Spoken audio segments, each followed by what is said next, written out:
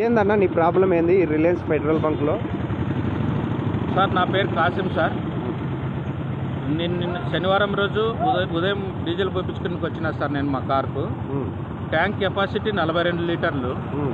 దాంట్లో ఒక 5 లీటర్లు ఉంది పెట్రోల్, డీజిల్ ఉంది దాంట్లో ఒక 5 లీటర్లు. 42 లీటర్లు పట్టే ట్యాంకీలో 5 లీటర్లు ఉంది సార్. ఫుల్ ట్యాంక్ చేయించుకుంటే 37 లీటర్లు అవుతుంది సార్.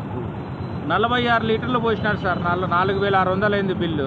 నా దగ్గర బిల్లు కూడా ఉంది సార్, చూపిస్తాను చూడండి సార్.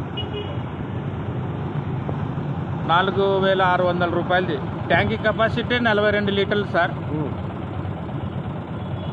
ఒకవేళ 100 రూపాయల లీటర్ అనుకుంటే కూడా 4200 అవుతుంది. దాంట్లో నాకు మళ్ళీ ఒక 5 లీటర్లు ఉంది.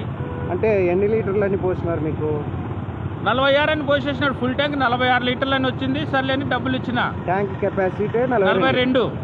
ఆల్రెడీ డీజిల్ ఉంది దాంట్లో ఒక 5 లీటర్లు ఉంది. ఓకే, లేదనుకున్నా కూడా 42 లీటర్లు పోయాలి. 42 లీటర్లు అంటే కూడా ఉంది కాబట్టి నీకు 38కో 37కో స్టాప్ కావాలి. అది 46 లీటర్లు పోసి 4600 బిల్ తీసుకున్నాడు.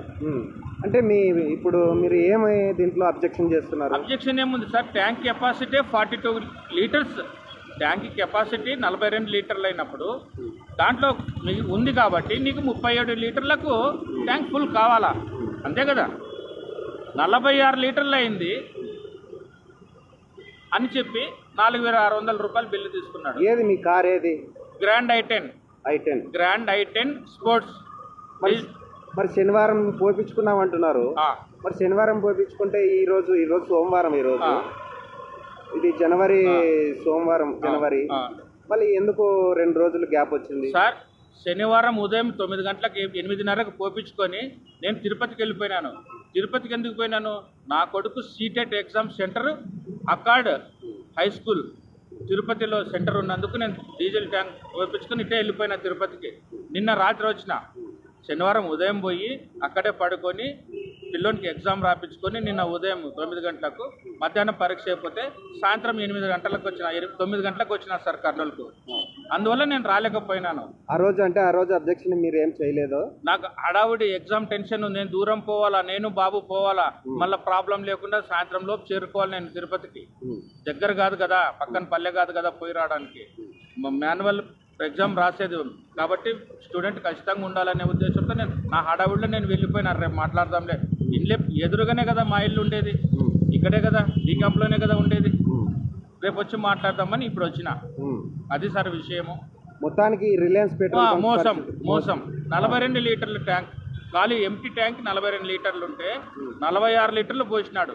నా డీజిల్ ఉంది దాంట్లో. ఇదేం పెద్ద కోట్లది కాదు, మోసం చేస్తున్నారు. నాకు ఒక 400-500 పోయినా బాధ లేదు. మిగతా జనాలకు ఆటో వాళ్ళు ఉంటారు, బస్కెట్ వాళ్ళు ఉంటారు, చిన్న పెద్ద వస్తుంటారు, వాళ్ళకు అన్యాయం జరుగుతుంది సార్.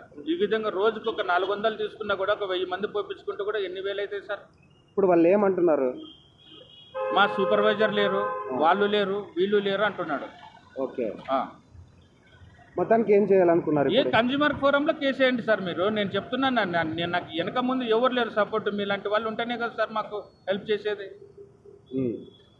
మొత్తానికి దేశంలో రిలయన్స్ పెట్రోల్ బంకులు అనేవి పెద్ద మోసం జరుగుతున్నాయనేది మీ వాదన. అక్కడ ఏం జరుగుతున్నాయో తెలుసు సార్, మన కర్నూలు సిటీలో మాత్రం ఇది జరుగుతుంది. నేను దేశం అంతా పోలేను కదా సార్. ఇప్పుడు మన కర్నూలులో ఇది ఉంది, నాకు దగ్గర ఇంటి ముందే పెట్రోల్ బంకు.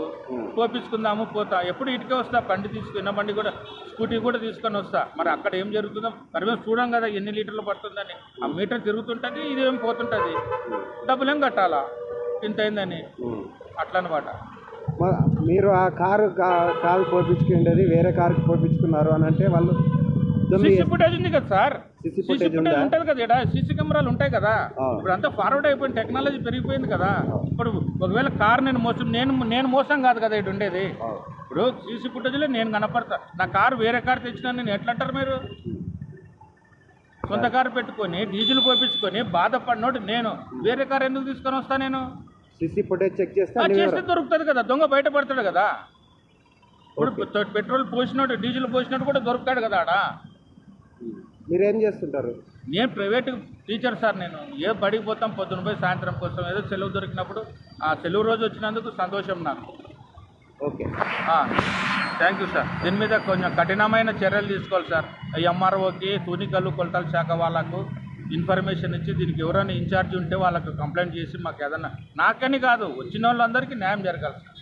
ఓకే. సంతోషం. Thank you.